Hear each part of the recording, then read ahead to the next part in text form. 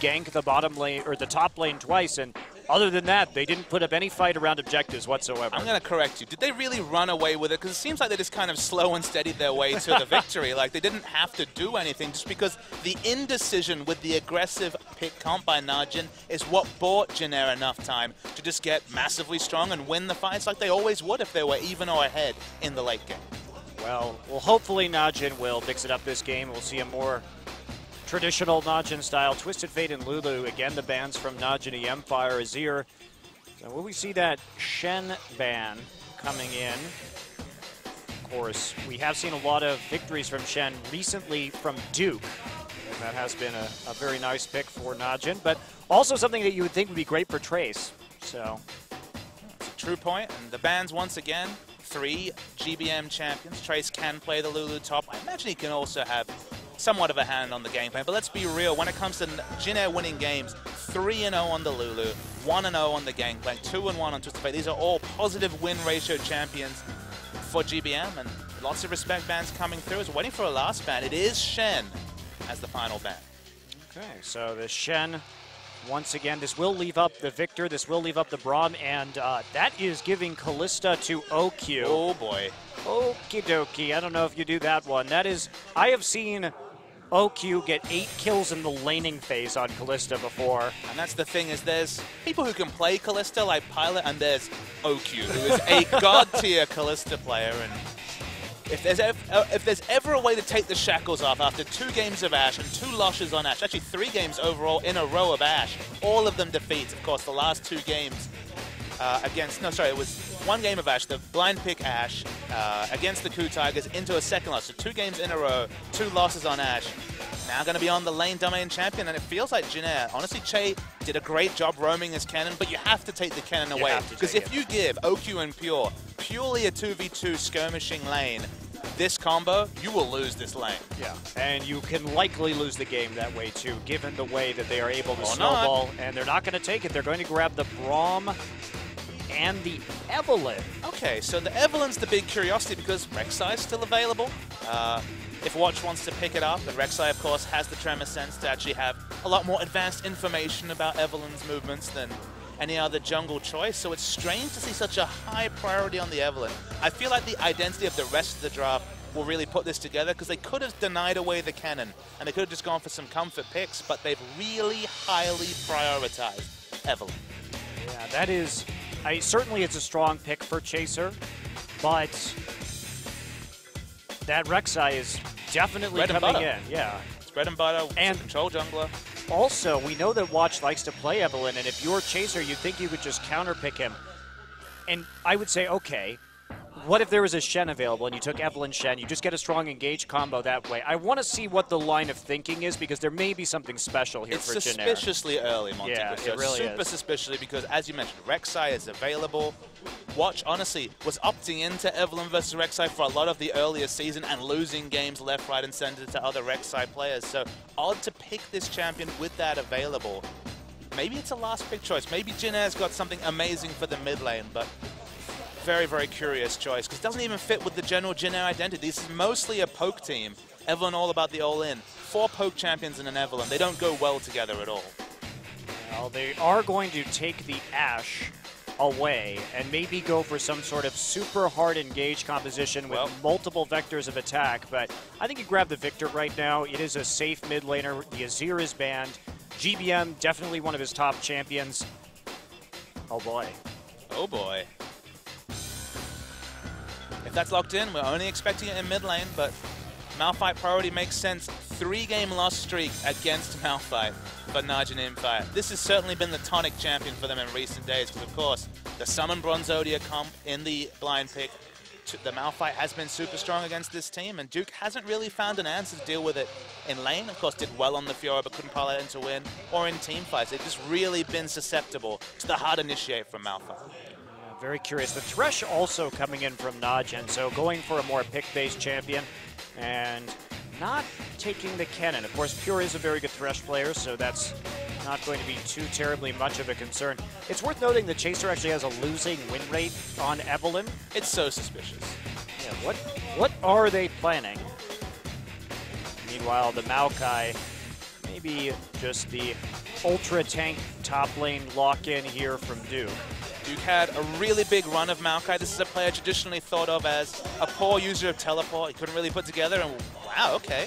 It's going to be the Ryze mid for Goong. So line picking a mid laner goes for the Ryze, so not showing a lot of respect for GBM to be able to pressure him in lane. This is opting in, looking for a farm lane if you're going to pick up Ryze. And GBM, it's a pretty damn good time. For a lot of champs, it could have been the Yasuo with the Malphite synergy, but it's going to go back to the tried and true victor. Very curious. Well, Chaser can hit those flanks, and they have so very many engage options, but this basically relies on GBM getting a huge amount of AoE damage off in a team fight, because Ryze will be able to match him in that regard. It just doesn't really give us a window as to why the Evelynn. Why the Evelynn priority is so hard. There is other engaged junglers. Maybe Evelynn's the most reliable, because if the pink wards are certainly not there, you can come in from interesting angles, but to take it first rotation, still don't really get that one. I don't get it either.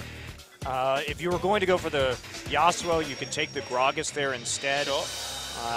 Jin Air, not a team that has shown high proficiency when it comes to engaging team fights or from flanking. And it just tips your hand. If you're picking Evelynn, you're probably not picking a poke comp, and if you are, you're not really putting it together that well. So it gave a lot of information to Najin to really round out this draft. Remember, Evelynn is not a champion that ganks mid so well. Ryze is looking pretty safe to farm it out. And where are the ganks going to come in? You can't gank top Maokai with Evelynn Malphite. Maybe you can get a kill on the bottom side with a good Ash Arrow, but that's about it. And that is going to be post 6 only. So very odd composition from Jin Air. We'll see how they play it out. Maybe they have a special path or a special gank in mind early in this game as we head into Game 2.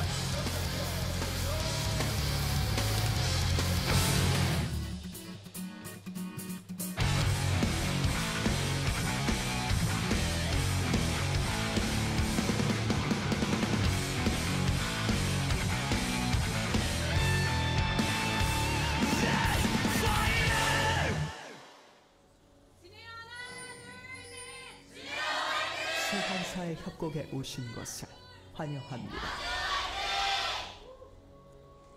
So the Evelynn pick is the one we were talking about in the pre-game. This was similar to something that CJ were doing, giving Coco no help by Ambition over-prioritizing Evelynn, not being able to gank for mid, and not getting Coco, the true carry of the CJ Entis lineup, rolling in a way that was possible. And there's just not a lot of pressure from Evelynn in the mid lane unless someone is super overextended. So Goong confidently blind picks the Ryze, can take the teleport quite happily because he doesn't feel like he even needs the Ghost.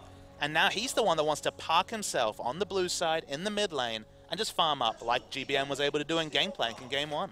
Yeah, absolutely. Well, Goong actually, Ryze is one of his better win rate champions. He's 5-2 all-time. OQ 5-1 all-time on the Kalista. Very rarely gets that champion because of how much of a threat he and Pure are in that laning phase. So just on paper right now, you've got the early potential for the kills with that Thresh Kalista combination. You have a lot of freedom for Watch. He might be able to kill the Malphite in the top side with the Malphite or with the Maokai route there. And Goong happily scaling into that late game. So really like the composition from Najin here. See if Jin Air has some sort of answer, if they can actually surprise anybody with this Evelynn pick. We were wondering about the Thresh priority over the likes of Kennen, which was flashed by Jin Air early in the draft, then not selected in. Let's think about the champions. Obviously, in terms of 2v2, Kalista Thresh not quite as threatening as Kalista Kennen.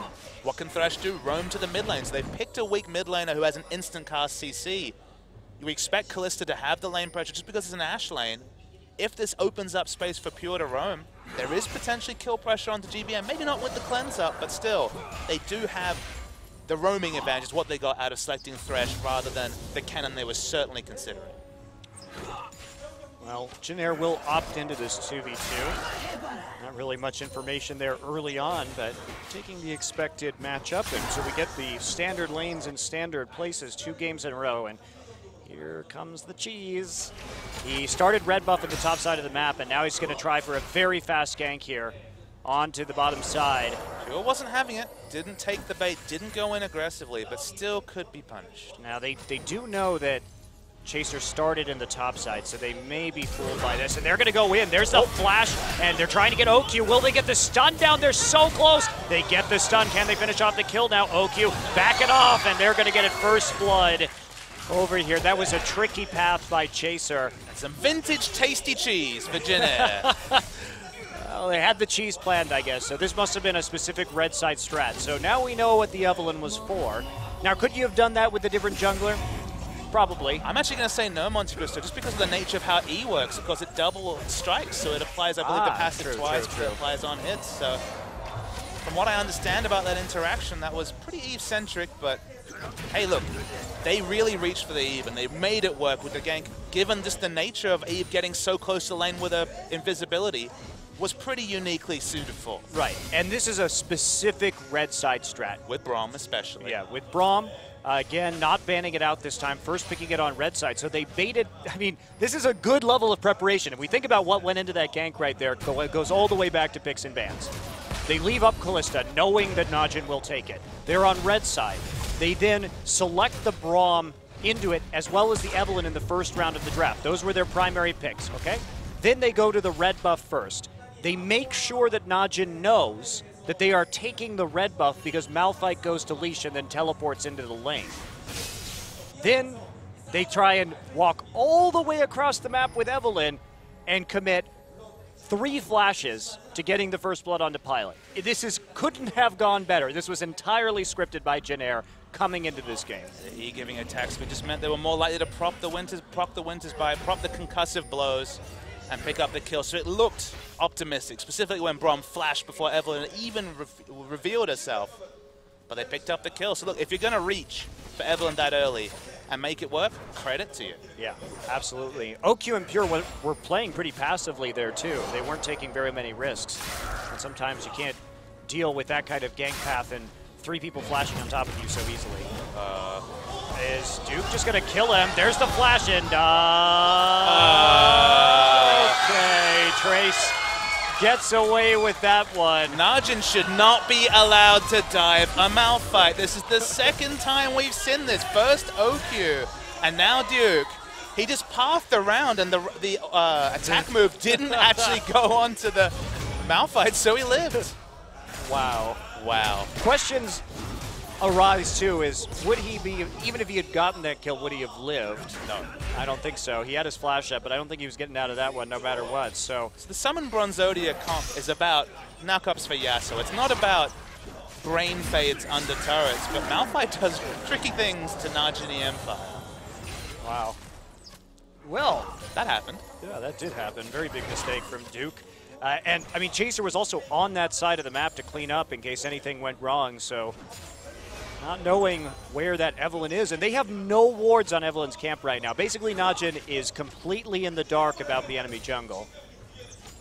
Not much to say. Jin Air outfoxed them. The Evelyn pick paid off in the early gank, and Duke just went far too crazy in the turret dive. It was suspicious that he was doing so well on the turret. It was suspicious that Trace juked forward when he was on about 200 health, but really nicely put together. Baited out the W, flashed under turret, and Duke was at best going to get the 1-for-1. And I mean, I said it last game, say it again. Trace is really hard to kill in the laning phase. He's not a guy that goes down easy. He will always have several defensive options mapped out in his mind, and he's definitely one of the trickier top laners in this league to dive or to kill in that laning phase, because he will give up almost anything not to die. That's his MO. He's one of the best players I've ever seen at his turret going down and playing safe and making the best with a bad situation. Now, the criticism of a player like that is that he doesn't make the most when he's winning. Yeah. But this guy is the best laner I have seen in this league at getting denied. Yeah. Absolutely. It sounds like a backhanded comment, but it is actually. I mean, if he was on a different team, this is like the story of Jin Air. If they were on different teams, their players might fit. They're very good role players, but they just haven't worked together particularly well. All right, so we've already said GBM to Najin. Where should Trace go? Who needs a defensive-minded top lane?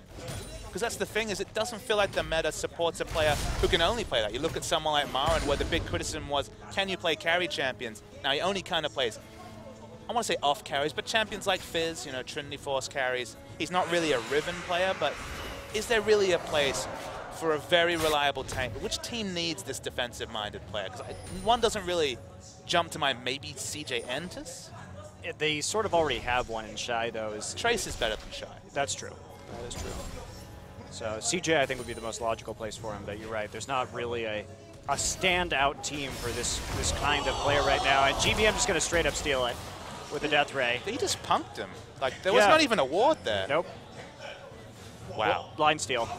He just used Goong's timing to try and get that Death Ray in, and he made it around first and had the longer range ability. You know those days where everything just goes your way? He knows one of those days because it's right now. GBM's thinking, I woke up on the right side of the bed this morning, and there's the Agony's Embrace coming in. Chaser will get locked down by the Rune Priest. They're going to try and turn this around. Chaser has to flash out as Watch shows up in the mid lane. Maybe a little bit of an over-ambitious gank right there. Probably not going to kill that Rise, just running straight at him. Let's be fair, we probably would have said the same thing in bot lane if that level 1 gank or level 2 gank had gone awry as well. But you're right, overreaching a little bit as the arrow hits. Yep, 100% hit rate. So far in this game. So Pilot already reaching the same number of arrows hit as OQ did in the last game. Oh. Calm down, Monte Cristo. Hey, it's just statistics, man. Stats can't be Stats mean. can hurt, you know. Sticks and stones may break my bones, they say, but the words are stinging this time. So back to the mid lane, Goong running that TP on the Rise just to maximize his farm, make sure he can get that tier stacked up as fast as he is able. I'm getting worried, Monte Cristo. I'm getting worried about teleport mid lanes. I know why people do it, but I don't want to see a meta where both solo lanes take teleport. I really hope that Ignite sticks around because, you know, people would have said, oh, teleport Ignite, whichever one fits your playstyle is fine about top lane teleports a couple of years ago. I hope this is just a fleeting situational thing because, man, double TP is fun, but every game it would get tiring. Yeah, and also it results in these crazy 5v5 bot lane plays at the drop of a hat, which is somewhat entertaining from time to time, but... Sure, as an option, as a flex, sure, but if it becomes 4 teleports a game, then some Shens and stuff, I'm gonna lose it. I don't think it will, Baba Smithy, just because there's always that chance to dive in mid lane, and leaving the mid lane has very real consequences if the other team pushes down that mid lane turret. So it is a little bit riskier than the top lane. Yeah, this is just a premonition of a really horrible future. Is that your gift? You just, the only futures you can see are the darkest possible timelines? I only see depressing matters. That's a pretty crappy superpower. Well, anyway, Pure going to get caught out a little bit right here. Ignite down onto him. He is low, but that'll be Braum just jumping back to Pilot, and Watch has to get out of there. Chaser comes in for the counter gank, and here's the TP. We're not done yet. Fox is down, and hello! Pure dies instantly as Trace just pounds him from the brush. No other way to put it. Yep, got pounded by Malphite. And now Janair can turn their sights onto this dragon.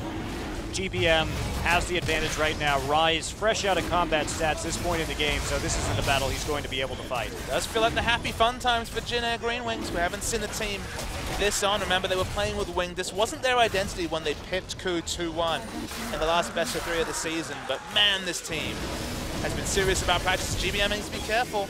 Should be able to run it. Yeah, gets the gravity field down, so there's no real follow-up on that. Uses the Q to sidestep Rise's Q too. So cleanses, so yep. Try to summon up, but most who's gonna get. Let's take a look at this. What initiated this earlier? I mean, Pure just goes in, and there's the Glacial Fissure.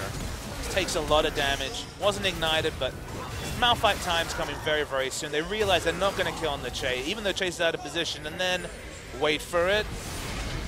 Pounding. There it is. Slammed the ground, and Thresh was dead. So Najin playing a little bit fast and loose right there. You can see they're desperate. Now, in spite of that early death, OQ actually has been able to come to a CS advantage over Pilot. Kind of what we expected to see last game. But OQ fought back with that Ashe. And now maybe looking for a dive up here top side. But Trace still has that flash, no ults. The other thing to note is, remember, this is what? A 30 CS lead, sorry, 25 CS lead on average for Kalista after giving up first blood at level 2. Think about what this might have been if we hadn't seen that successful game, because this is OQ on Kalista. He is a wonderful Kalista player, and Honestly, Pilot only really got a window into this lane because Oku got so horribly punished early. He's still a level ahead. He's still way ahead in CS and has a completed item, but it could have been even worse. Yeah, definitely could have. Shows the risk that Jin Air was willing to put into this specific pathing and the specific prep for the game. Watch is going to back off as Goon clears out the mid wave. I mean, only 1,000 gold lead off of 3 kills for Jin Air. They are fortunate in that they have that Dragon, but I still feel there's not really a good late game solution for Jin Air against the Rise. Najin has plenty of engage. Giving up the first couple of Dragons shouldn't be a big issue for them. Hello. Okay. They're going to go all in on this one, actually, just chaining it into the gravity field. Beautiful shot from Pilot out of his own jungle. And Rise standing there meant that there is just CC chained into a CC. Got a free stun off the gravity field. Sometimes bringing back pre-season 1 meta things works. Malphite comes back into the meta, doing excellent things. Ash sitting in bot lane, moving out of vision and throwing those optimistic arrows. Remember, at full channel, it is a 3.5 second stun. And they just realized that they had the damage to just kill him. Well, honestly, that also just sets up Victor. I mean, you're talking about one of the longest stun locks in the game between Ash Arrow and Gravity That Field. feel when 1 CC is enough to arm Victor's W. Yeah, that's actually crazy. Well, nicely done. Jin Air also had Chaser there to finish off that kill. Now, I thought when that arrow hit, Jin Air saw that Watch was there, but they just realized that Rise was dead. I didn't even realize that.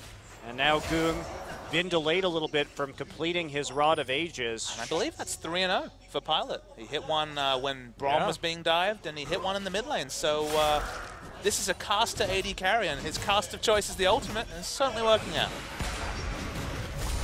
So Trey staying even in the top side. He has 2 kills, though, so that puts him up a little bit in terms of gold. Is going for the Sunfire completion first this game, after getting the cowl for the laning phase. And now Jin Air has control over this mid side. And this is where the picks on Goong can really start to happen if he tries to farm in a bit of a risky fashion. Speaking of picks, Najin have a lot of members around the mid. Pure doesn't have flash. There we go, flash in, and Pure going to get it off, but there's the, okay, cleanse, not enough. Goong going to eventually pile forward and get that, but they had to use 2 flashes for 1.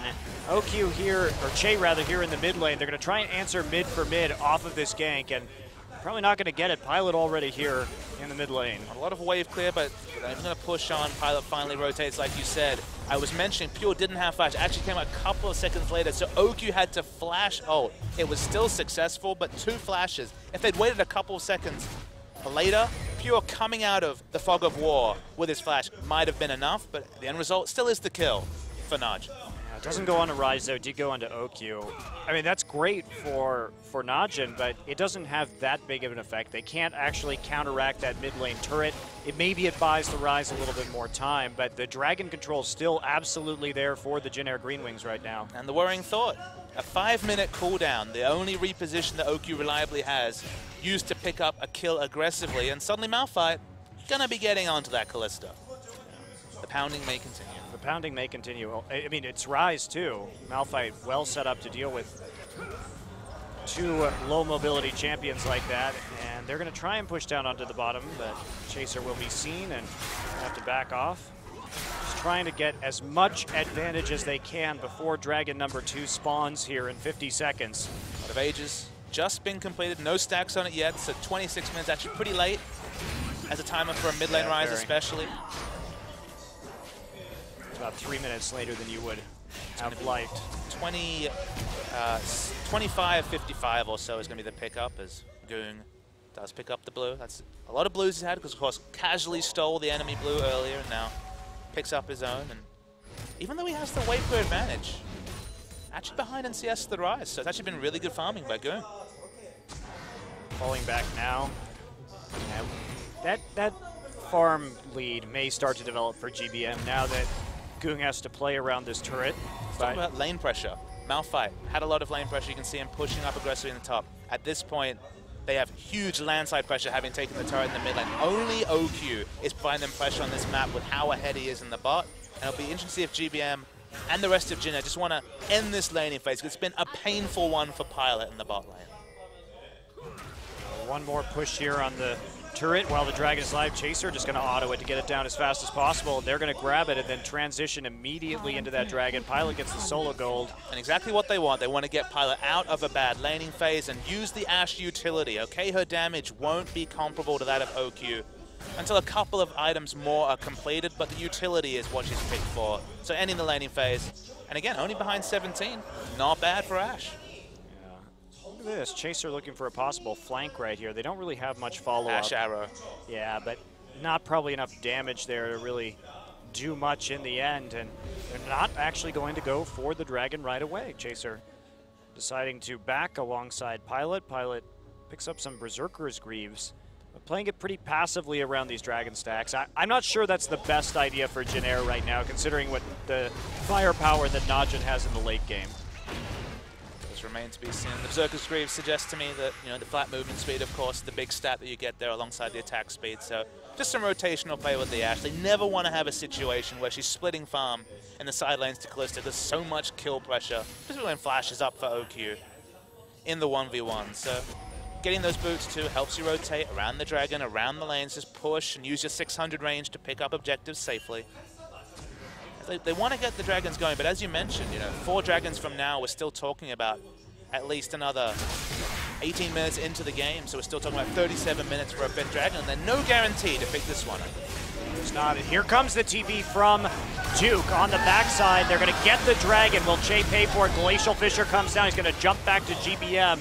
And they will disengage. Watch is going to try and re-engage. Nice knock-up. There's a Lantern to pull him back, but they have to be so careful about Trace going in that they have to back off immediately. Couldn't quite pick up the kill. Yeah, Jin Air very clearly did not have a call to go in. There was multiple times the flash ult could have come out from Trace, but they don't pull the trigger. They knew that Che was 2 DPS down, no ultimate to be able to come into the fight. So smart shot calling from Jin Air. They got the objective, although now chesting out that arrow. Watch Will dodge away with his tunnel, sees it, so they don't get the pick. Again, GBM had everything to unload on the enemy. Duke returns to the top lane, and that'll be Malphite following in his wake up the river.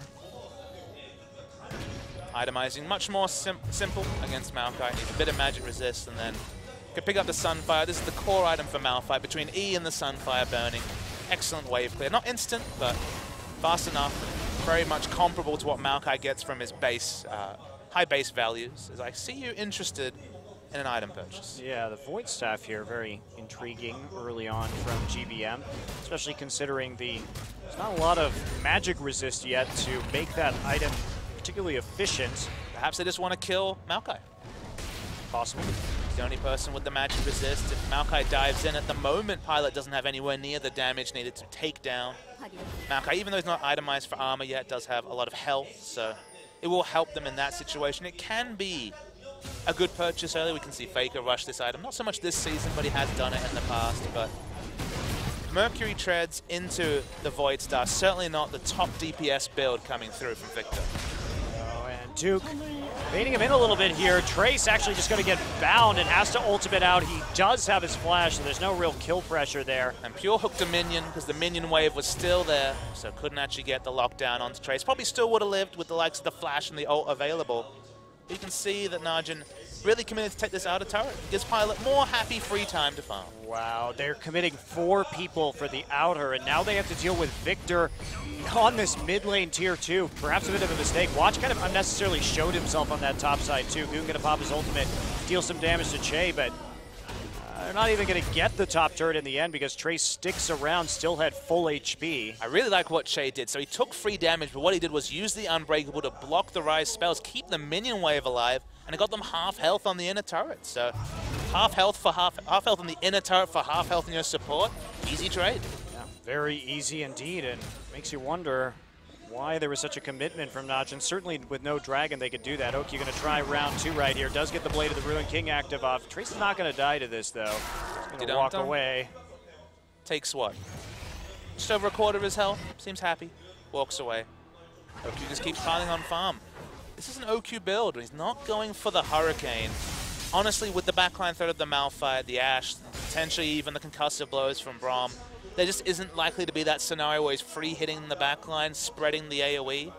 But it's still takes away from the 2-item spike that Kalista's so known for between the likes of either the Bloodthirst or the Blade of the Ruined King into that Hurricane.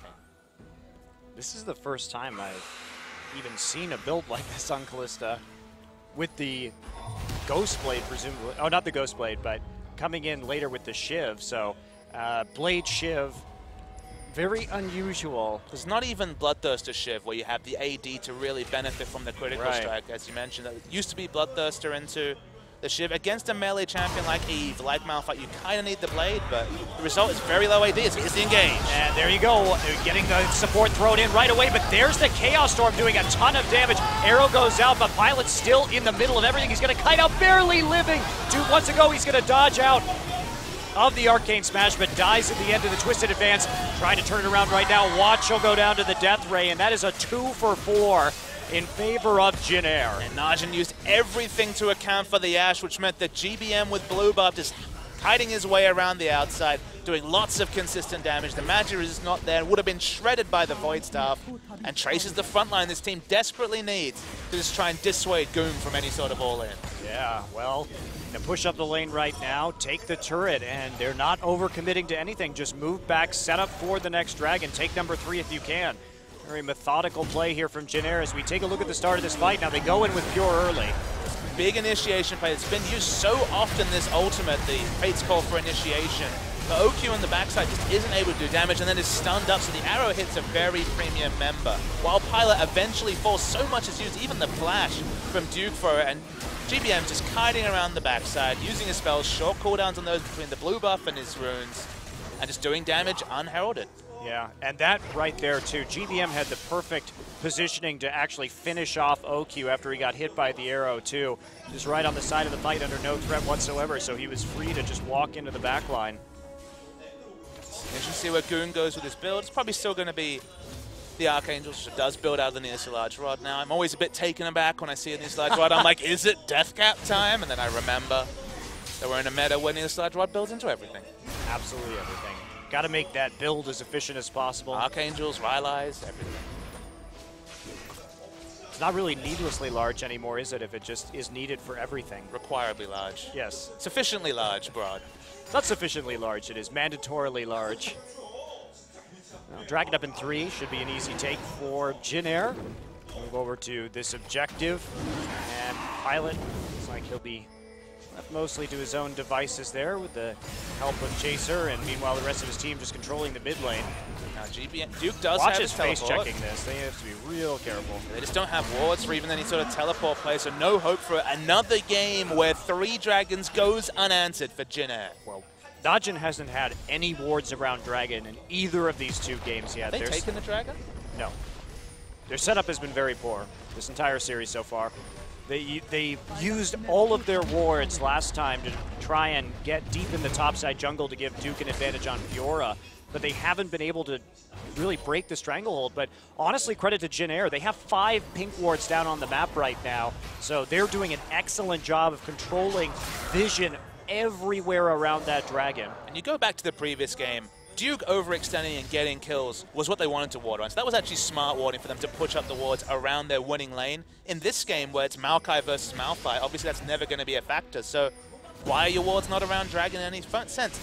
One of them, as you mentioned, is the lack of control over the map. The fact that putting wards around that area against an Evelynn was going to be risky, but Najin have been very scattered this particular game especially, in terms of war control, and objectives haven't been their focus, and they're getting punished basically off cooldown.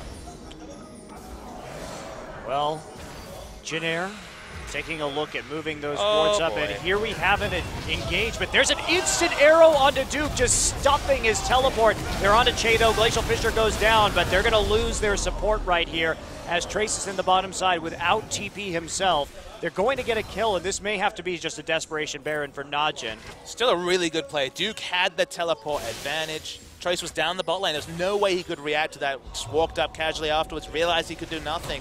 Good aggressive teleport play from Duke. This is what he's added to his game in the second half of the season. He played 7 games in a row of Maokai, and I speculated, okay, this is his teleport training wheels. Just showing that the training wheels, he's graduated. He's got his own motorcycle now, and it got them a pick onto the Brom. Are you implying that there are training wheels for motorcycles? I guess that's what I said. Let's go with it. You don't have a motorcycle license. You don't know. Neither do you, Papa Smith. That's true. Neither do you. That's true. We'll have to ask Irvington about that one. His license is cheap. Well, Jin Air comes in around this Baron right now, just going to clear out these wards, but you know, it has to be said, not sure Najin's picked up a couple kills here and there, but there hasn't been any translation into objective. There really hasn't been any translation into vision control from them either. It's been easily cleared out by the mass of pink wards that Jin Air keeps cycling around the map. I've worked it out. I know what's wrong with Najin. It's Malphite. Malphite saps all their ability to play reasoned League of Legends. Case in point, their last 4 games have been against Malphite, and they've face-checked pushes, they've grouped up for Malphite Yasuo ults, they've played poor objective League of Legends. This series, he sapped all their powers. Well, maybe he's made out of Naginite, you know? Naginite. Naginite. So because, a bit like you know, Kryptonite. Kryptonite, right? So you have Superman's from Krypton, yet Kryptonite is his weakness. So therefore, Najin is from Najin. Therefore, Naginite must be their weakness. Okay. I got it. You nailed it. Well, it does seem to be their Kryptonite for sure, because it puts this in so many different ways. Okay, I can understand Malphite being pulled from nowhere in the meta, from basically never really being a stable pick. It surprised them. They played very poorly against Ku in Game 2.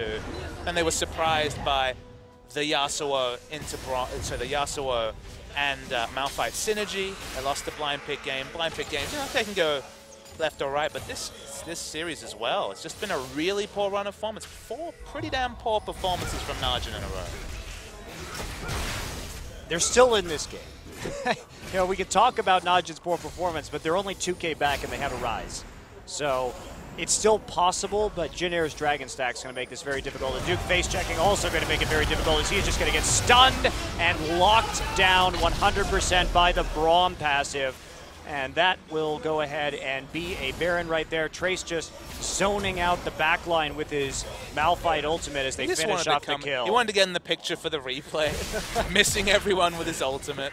Doesn't look good, but was unnecessary in that situation.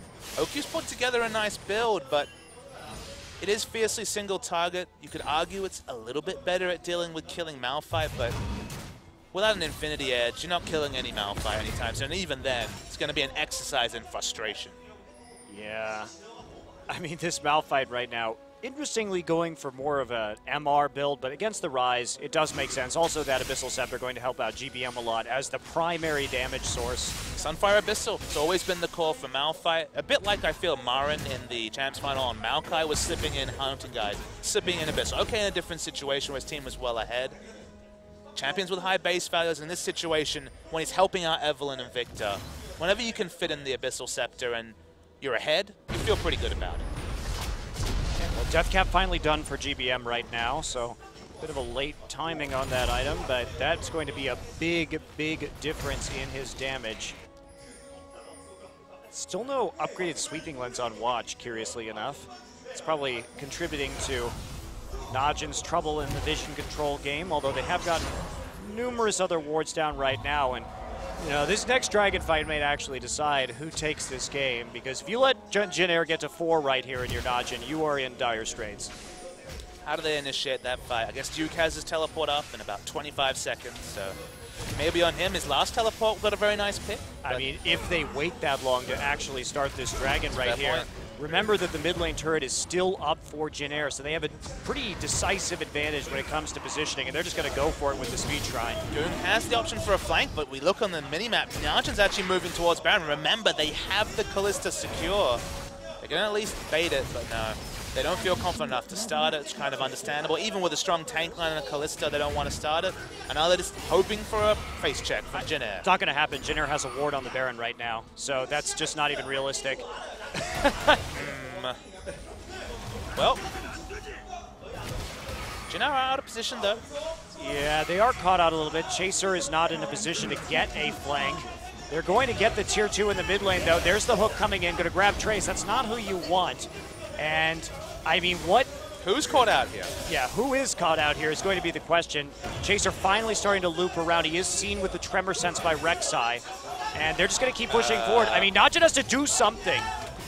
Where is the clear shot call from Najin the Empire? Someone needs to do something. They lose so much trying to get a pick that, again, was thwarted by a single ward on the map, and Jin Air get out scot-free. Najani Empire. They're still really scared of Trace. Now, they have flash up on Rise and OQ. They don't have to be that scared right now. There's the hog shot coming in. You're going to see right there, Najin has to back away. Let's try this again. Let's keep pushing mid. Yeah, why not? It's the great ring around the mid. No one's going to walk into Trace, so they have to take the most defensive line possible. Ash has a lot of damage. Will Chaser tank up a couple of hits to get this turret down? They realistically can pick it up before Najin even get in position. Wow. Well, Jin Air really bringing the rotations in there, walking in a giant circle back right into the mid lane to zone out Najin once again. Najin even afraid to go through that base gate lest piling up results in a massive Malphite Victor combo. And here we go, they're right back debating this. They're going to be seen in that brush. Najin, how far do they want to press forward right here? Are they going to check this? They have literally no vision. And now they're going to see it with the help of the sapling. But Trace coming in, he's looking for that angle. He's looking for Rise, he's looking for Ash, so not going to pull the trigger. Smart of Trace, he's smart with his cooldowns. This is a player who has to make the most out of the little that he usually has. Obviously finds himself with a wealth of gold, and the Malphite initiation is so damn strong from the top lane. But Goom finally finds enough time to go clear out minion waves, and this is the only hope, is the fact that Goom has been powering down minion waves and still very, very competitive in CS. Pilot clearing out the top side, trying to close that CS gap. He has been at a bit of a disadvantage, while OQ has been getting a little bit more farm funneled his direction. Pilot now reverse that, and we'll see what happens around this Baron next. I like the double Banshee Veil. It's been completed for a while for Trace and Chaser, but these are the two champs that have been zoning chokes. And okay, Trace is probably happy to get hooked at this point, but Chaser needs to be careful, and both of them are so about pinpoint use of ults, about hitting the right target, that any sort of interruption can really throw you off. It can throw off those travel times, the projectile times. So I like the fact that they've gone the ultra defensive, because them messing up those crucial ultimates is the only way that, to me at least, Jin Air don't win a fight. It is curious, though, that that has come at the cost of an Aegis.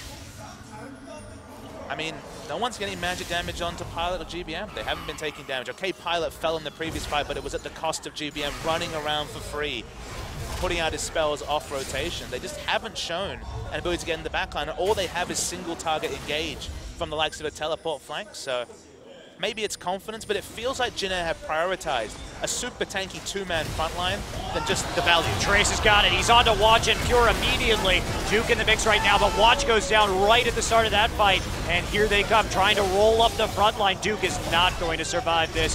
The Ash arrows just freezing him in place.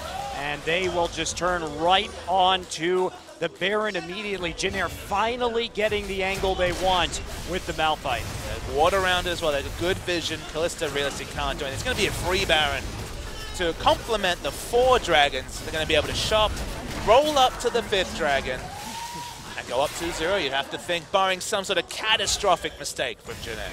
We're playing a very measured game of League of Legends tonight. There haven't really been very many opportunities for Najin to get back in this one. Even when they've gotten kills, there hasn't been any real effect on the game. And just opening up with that arrow, great flank from Trace, 3-man ultimate, and they just burn through Watch immediately with the Victor damage, have that Chaos Storm swirling in the fight. And the arrow onto anyone other than Duke is a go, but just because Duke, maybe he's slightly too tanky to DPS down first, but anybody else will die to the 5-man focus fire, and Duke got cleaned up at the end. And Jin Air, the one question we had for them after game 1 was, can they play an assertive early game rather than being granted the leash they did in game 1? They played the assertive game. They got the cheese level 2 gank from Evelyn, and they played this game out perfectly. Yeah, they did. Very impressive. Actually, no Chaos Storm used in the last fight. I mistook it for Malphite's ultimate, so didn't even have to use it, actually. And it's smart. If you can get the kills without it, if Rise re-engages, all of a sudden you have more burst to deal with him. Rise not running with any kind of MR this game, so that actually is pretty significant damage over onto that champion. Rylai's is completed for GBM. This makes him a pick champion. Of course, the 40% slow if you get hit by the Death Ray, which has that massive cast range, and then the follow-up CC is certainly there, so the health also makes him tanky. It's a very nice natural itemization pickup that's been facilitated by the Rylai's changes. And Trace is just waiting for his initiation. He still has flash up. The flashes are all up for everyone except Chaser. And Duke's not that tanky. I'm just going to go on to Duke. He will get out on the lantern, but for how long? Nice flash by Duke, going to avoid that. Trace uses his ult. Goong on the run now, and Jin Air decides to think better of it. I mean, 4 seconds until Dragon. You absolutely do not have to fight this right now. You chunk Duke. Sure, he's got that TP up, though. And is this going to be difficult? They use 3-4 ults to do that, so Jin Air has to be very careful that they don't throw the game right here. Very defensive teleport is used. They're playing around Dragon. They've leashed it. I don't know if you do this if you're Jin Air. All your good ults are down right now. They're going to try and engage anyway, but that's going to result in Chaser dying. Now they're just going to attempt to get the damage down. Duke falling low, but it's not low enough. Trace still on the outside. They're going to try and kite with the help of that volley, but they're going to have to give the Dragon up. So Jin Air really overcommitting to getting those kills. Yeah, leashing the Dragon seems like it was a bridge too far, and now Najin can go mid. Okay, everything else this game has worked against them, but they finally get the pick they need just because of a bit of, honestly, a poor late-game team fight decision from Jin Air, and this is a team that has done this periodically. Poor shot call in the late game has cost them. You have to know that that flash is up on Duke, and you can't make that trade when the Dragon is coming up. That is one of your essential win conditions right now, and that fight has also bought Najin basically the entire Baron timer too. So the Rise still scary. We're getting into 6-item territory now. These mistakes can't be made by Jin Air in the late game if they want to take it home. Yeah, adding a Zhonya's or Deathcap to a Rise for the next fight, adding the Infinity Edge to OQ if that's his pickup. Pushing very aggressively through mid. Rise is out of position, but... Rise also has TP. He's going to TP in behind. All right, Chase is walking that way. It's going to be a pinch. No, cancels okay. the teleport. Smart. Okay, so he doesn't commit to the TP as soon as Jin Air backs off. They saw it coming in. But he does save his inhibitor as a result. Jin Air wants to get this. Chaser will be there as they move forward again. Ults are back up for the Jin Air Green Wing, so now they actually have the tools to fight. And they have the flash advantage. Goong, Duke, Pure, all do not have flash. Only Chaser is missing flash. So with such a summoner advantage, Jin Air pretty confident about poking around this inhibitor. Man, these side waves have been so masterfully prepped by Jin Air. Watch going to try and come in. You cannot engage with Tunnel Watch, and that's what happens when you do. Easy kite. They're going to get the arrow onto Goong immediately. There's the chain into the Malphite ultimate, and goodbye. This game is over. Jin Air will take it in spite of not getting that 5th Dragon. Really questionable engage by Watch. What is he doing? Why is he doing it? They could have just let the inhibitor fall. The scaling was real for Jin Air. The scaling is not going to be a factor at all. It's not even a worry, as the game will end right now. Yeah, well, long death timers. So Jin Air, they messed up that team fight, overcommitted, but to Jin Air's credit, they didn't compound that mistake. They backed off the Dragon. They didn't go for the fight when they were weak. And there you go, ace onto OQ, but that'll be Pilot paying for it. And that is a 2-0 lead now for Jin Air. And who would have thought coming into tonight that we would be saying that? I gotta say, the training montage is required for Jin Air. OGN need to produce that video, cue it to some 80s music, because they have been practicing in the off-season, and they look a completely different team than the one that stunk up the Rift 6 weeks ago. I'm just surprised they can engage Papa Smithy. That's like, I mean, sure, it's not the hardest composition to engage with Malphite, but they've been engaging in multiple different ways, using several different players, all going in, all committing to the decisions about when and how to team fight. And